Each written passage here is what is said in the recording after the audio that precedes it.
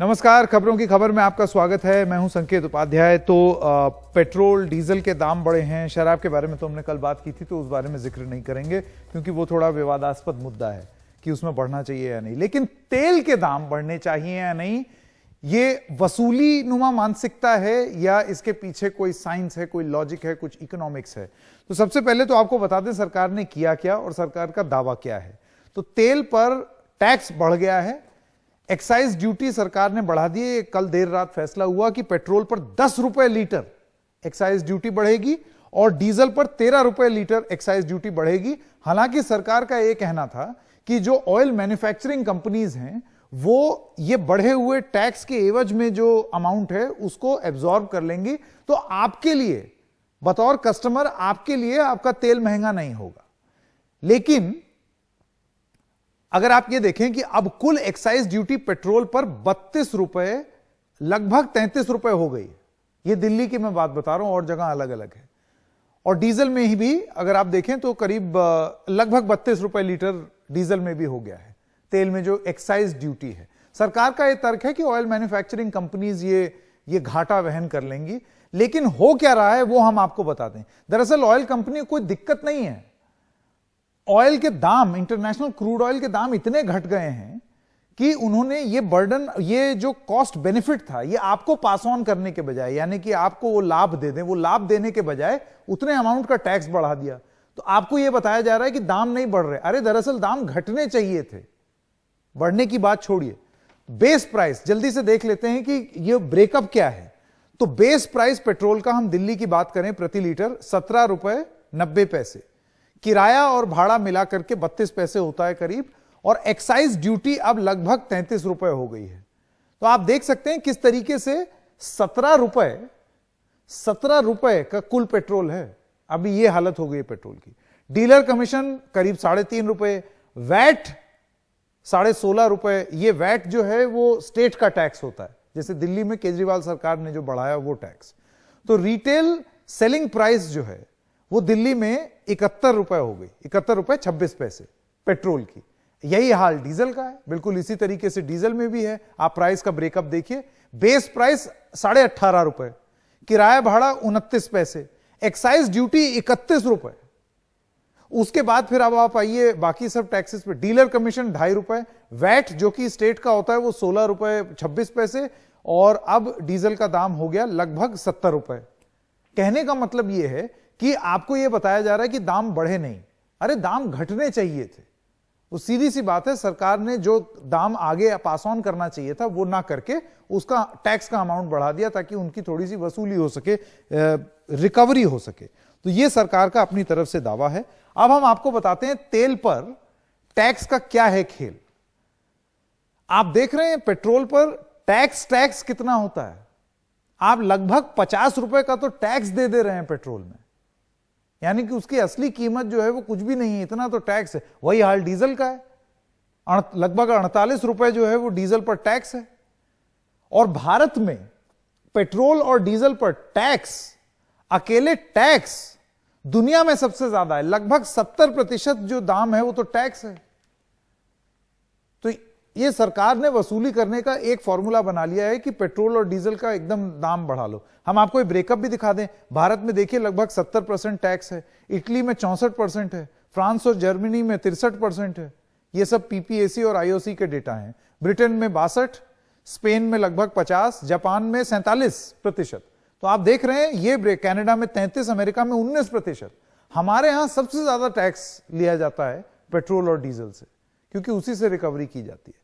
Tax बढ़ाने की जो आलोचना हुई है, आपको पहले वो बता दें क्या आलोचना हुई है। मंदी के दौर में आम आदमी पर बोझ पड़ेगा इससे। जाहिर सी बात है, आम आदमी बेरोजगार है, आम आदमी के पास नौकरी नहीं है, आम आदमी के पास आमदनी का जरिया नहीं है, उस पर आपने टैक्स और बढ़ा दिया, तो ये दबाव नहीं डालेगा तो और क्या डालेगा। दूसरी चीज, कच्चे तेल के दाम घटे, फायदा क्यों नहीं आगे पास ऑन किया। आप दे सकते थे, उससे लोगों की स्पेंडिंग पावर बढ़ती, वो और पैसा मार्केट में लगाते, लेकिन ऐसा आपने नहीं किया। आपने सोचा कि चलो टैक्स बढ़ा दें, बड़ी कीमतें वापस हों। अभी एक राजनीतिक बयान दे दिया राहुल गांधी ने कि इसको वापस कीजिए, इसको बढ़ाने की जरूरत नहीं है। तो ये सब आर्ग्यूमेंट्स हो रहे हैं। अब आपको बताते हैं सरकार के पक्ष से दलील की सरकार क्या कहती है, यह भी जानना बहुत जरूरी है। सरकार कहती है नीतियां लागू करने के लिए ज्यादा फंड होगा। इस लॉकडाउन की वजह से चाहे केंद्र सरकार हो चाहे राज्य सरकार हो, रेवेन्यू बहुत घट गया, बहुत बुरी तरीके से गिरा रेवेन्यू। तो सरकार कहती है कि इकोनॉमिक पैकेज दे पाएंगे अगर हमारे पास रेवेन्यू हुआ, कुछ पैसे ही नहीं हुए तो हम देंगे क्या।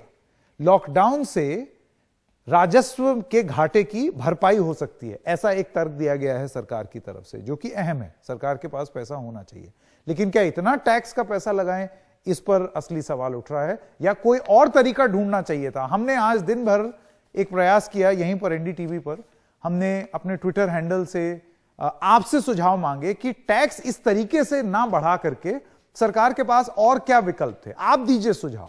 तो वो कुछ सुझाव मेरे पास हैं, हम अपने मेहमानों से पूछेंगे।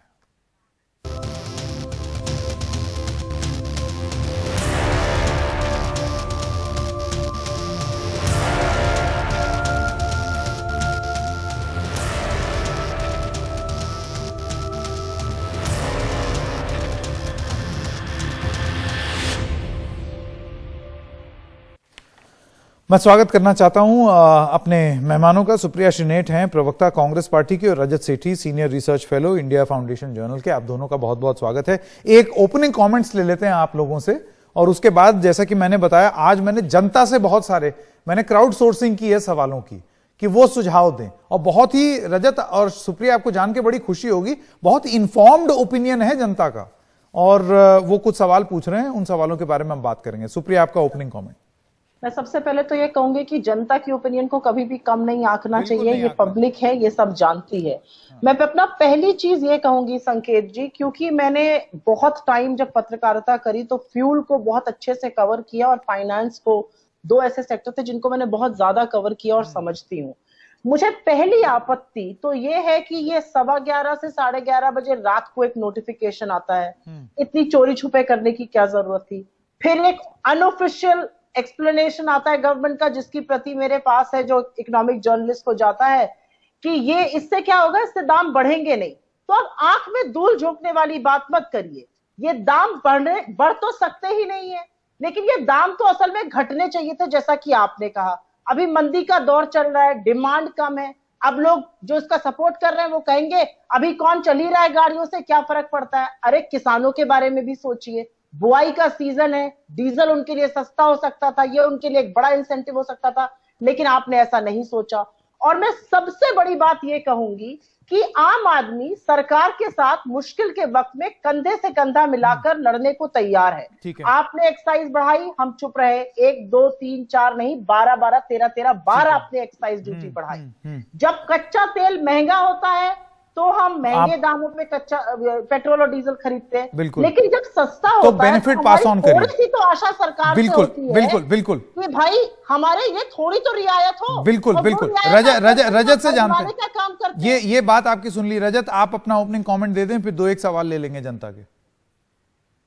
देखिए, मैं जवाब पब्लिक पॉलिसी के पॉइंट ऑफ व्यू से देना चाहता हूँ, क्योंकि राजनीतिक तू मैं तो चलती रहेगी। इस देश का सबसे बड़ा दुर्भाग्य ये है कि हर चीज पे राजनीति होती है। पहली चीज ये है कि ये बात सच है कि जीएसटी अप्रैल, मई, जून, इन 3 महीनों के लिए जीएसटी के ऊपर कई सारे रियायतें भी दी गई हैं। बोला गया है कि जून के आखिरी के कुछ दिनों में ही आपको जीएसटी जमा करना है। तो राजस्व स्थिति सच में केंद्र सरकार की कम है। ऊपर से कई सारे प्रदेशों की भी स्थिति जो है राजस्व की, वो भी कितनी नाजुक है, वो आपको मालूम है कि उनको लिकर की दुकानों को भी खोलना पड़ रहा है और उनको भी प्रेशर महसूस हो रहा है। अब जो फिस्कल पैकेज भी अनाउंस होना है, उस पैकेज की जो एल्बो रूम होना चाहिए, जो फिस्कल पॉलिसीज के लिए जो स्पेस होनी चाहिए सरकार के पास, अगर वही नहीं होगी तो वो गरीबों तक और टारगेटेड जगहों में जितने भी ऐसे समाज के वर्ग हैं जो पंक्ति में अंतिम में खड़े हैं, उनके बारे में कैसे सोचा जाएगा। अगर यही एसयूवी चलाने वाले, बड़ी बड़ी गाड़ियों को चलाने वाले, उन तक बेनिफिट जाएगा तो वो टारगेटेड अप्रोच तो नहीं हुई जी। तो मेरे हिसाब से अगर सरकार इस रेवेन्यू को मॉप अप करती है, करीब 1.5 लाख करोड़ का इनको इस चीज से फायदा होगा, और ये सरकार फिर रीडिस्ट्रीब्यूटिव स्कीम जैसे पीएम किसान हो गया और बाकी तरीके से जनता तक ही पहुंचना है। एक चीज और बोलना, मैं सिर्फ इतना कहना चाहता हूँ संकेत जी, ये एक ऐसा माहौल नहीं बनना चाहिए कि प्रधानमंत्री जी कहीं ये जो अर्जित इससे राजस्व आएगा उसको किसी और चीजों के लिए लगा रहे हैं। अल्टीमेटली देश का भला ही होना है, गरीबों का ही भला होना है। एक सवाल जो सबसे कॉमन था, जो कि जनता की तरफ से आया, वो मैं एक एक करके आप दोनों से पूछूंगा, क्योंकि सबसे महत्वपूर्ण सवाल वही है। विपुल कुमार रितेश सिंह, भव्या मामगेन और राजेश डोगरा, इन सब ने एक ही सवाल पूछा है और वो सवाल है लग्जरी सामानों जैसे कार, वाइन और सिगरेट पर टैक्स बढ़ाइए, सेंट्रल विस्टा जैसे प्रोजेक्ट रद्द कीजिए, सुपर रिच टैक्स लगाइए, सरकार खर्च कम करिए, 5 स्टार होटल कॉन्फ्रेंस ना हो, विदेशी दौरे बंद हो। एक एक करके इस पर जवाब कि बेसिकली अपने कॉस्ट कम कीजिए। मैं बस 2 बातें बोलना चाहती हूं संकेत। 30 लाख करोड़ एक्सपेंडिचर बजट है सरकार का इस बजट में। अगर उसका 10, 15, 20% भी कम कर दिया जाए तो सरकार के पास बड़ा पैसा आएगा। सेंट्रल विस्टा का जहां तक सवाल है, ये वैनिटी एक्सपेंडिचर है। मैं रजत की इस बात से सहमत हूं कि इस पर राजनीतिक तू मैं नहीं होनी चाहिए। यह आपदा की स्थिति है, हम सबको साथ रहना चाहिए। लेकिन सेंट्रल विस्टा जैसे लग्जरी प्रोजेक्ट्स के लिए तो सरकार को खुद सामने आकर कहना चाहिए कि हमें नए पार्लियामेंट की, नए ऑफिस की कोई जरूरत नहीं है।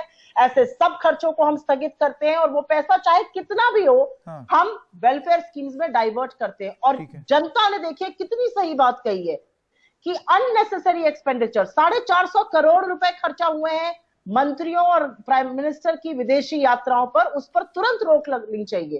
तो जनता जो सुझाव दे रही है वो अच्छे सुझाव है। वैनिटी और अननेसेसरी एक्सपेंडिचर को बिल्कुल खत्म करना चाहिए। रजत एक आखिरी सुझाव है। मोहम्मद बिलाल हैं, उनका ये कहना है सरकार को टैक्स बढ़ाने के बजाय कर्ज ले लेना चाहिए ताकि लोगों पर बोझ ना डालें, और उसके बाद जब आपकी अर्थव्यवस्था सुधरे तो धीरे धीरे चुका दें। नहीं, ये इतना आसान नहीं है। कर्ज लेने से स्थिति कैसे आप किस रास्ते से आप कर्ज ले रहे हैं। अगर आप एक्सटर्नल कमर्शियल बोरोइंग्स के माध्यम से ले रहे हैं, बाहर से लोन लेने की कोशिश कर रहे हैं, तो उसके अलग कीमतें हैं। देश से लेने की कोशिश करते हैं आप, तो क्राउडिंग आउट होती है प्राइवेट सेक्टर की। देखिए, इतना आसान नहीं। अगर आप मोनेटाइज करेंगे, इन्फ्लेशन बढ़ेगा, इन्फ्लेशन की दरें बढ़ेंगी, तो उससे गरीब सबसे ज्यादा पीड़ित होता है। गरीब के ऊपर ही टैक्स होता है। टैक्सेशन और किस तरह से गवर्नमेंट अपने एक्सपेंसेस कर रही है, इसके बीच में एक सामंजस्य बनना चाहिए। जब टैक्सेशन ही इतना कम हो गया, जब जीएसटी की कलेक्शन ही 28,000 करोड़ हुई है एक महीने में, जो 1 लाख, 1.25 लाख करोड़ तक होती है, तो आप समझ सकते हैं कि कॉरेस्पॉन्डिंग जितने भी खर्चे हैं सरकार के, सभी कम हो जाएंगे। आप अगले 6-7 महीने तक तो कोई भी प्रोजेक्ट नहीं हो रहा है, कोई भी ऐसा बड़ी विदेश यात्रा नहीं होने वाली है, कुछ नहीं होने वाला है। सारी जो मार्कडाउन हो रहा है, जो ग्लोबल लेवल पे मार्कडाउन हो रहा है, वो देश में क्यों नहीं होगा? स्वाभाविक सी बात है, वो होना ही होना है। और दूसरी चीज मैं बता दूं, सरकार को इंफ्रास्ट्रक्चर जिसका हाई मल्टीप्लायर्स होते हैं, ऐसे प्रोजेक्ट्स को प्राथमिकता देनी ही पड़ेगी। ऐसे प्रोजेक्ट्स को लाके, क्योंकि सरकार के पास ही अभी खर्चा करने का मादा है। क्योंकि आप प्राइवेट सेक्टर से बोलेंगे तो कितना डरा हुआ है, वो रिस्क एवर्जन है उनके दिमाग में। तो जितना भी इन्वेस्टमेंट होगा, इंफ्रास्ट्रक्चर पे स्पेंडिंग होगी, वो सरकार द्वारा ही लीडरशिप के माध्यम से हो सकती है। प्राइवेट सेक्टर से इंफ्रास्ट्रक्चर स्पेंडिंग नहीं होगी, तो फिर कंस्ट्रक्शन की नौकरियां कहां से लगेंगी, आम आदमी को नौकरियां कहां से लगेंगी? तो सरकार को तो जितना स्पेंड करना चाहिए उतना करना चाहिए। क्लासिक केनेडियन फिलॉसफी यही है कि सरकारें आगे आए और खर्चे करें, ताकि आम जनमानस को नौकरियां मिल सके, पैसे। बहुत जल्दी छोटा सा 10 सेकंड का जवाब सुप्रिया, मेरे पास समय खत्म हो रहा है। मैं सिर्फ ये कहना चाहती हूं कि मैं अग्री करती हूं कि इस समय जो पब्लिक मोड ऑफ इन्वेस्टमेंट है उसी को आगे बढ़ना पड़ेगा। प्राइवेट इन्वेस्टमेंट अभी नहीं होगा, निवेश नहीं होगा, क्योंकि कैपेसिटी यूटिलाइजेशन बिल्कुल ध्वस्त हो चुका है। कैपेसिटी यूटिलाइजेशन 20-30% पे है, वो क्यों निवेश करेंगे? दूसरी लेकिन मैं बात कहना चाहती हूं कि सरकार, मैं मानती हूं कि सरकार को एक्सपेंडिचर करने की जरूरत है, लेकिन कुछ वैनिटी एक्सपेंडिचर है। ये कहकर सरकार हमारा दिल जीत सकती है कि हमें अभी प्राइवेट सेंट्रल विस्टा नहीं चाहिए, हम पहले गरीबों की मदद करेंगे। कि फिजूल खर्ची नहीं करेंगे। ठीक है, सुप्रिया और रजत, आप दोनों का बहुत बहुत धन्यवाद। मैं एक छोटे से ब्रेक के लिए रुक रहा हूं, अभी हाजिर होते हैं।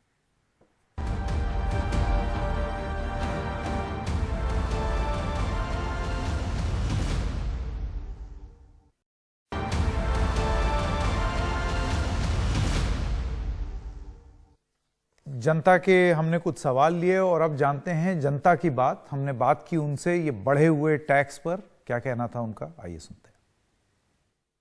पहले से ऑलरेडी जो मतलब पब्लिक का, हर जनता का, हर आदमी को परेशान है लॉकडाउन से।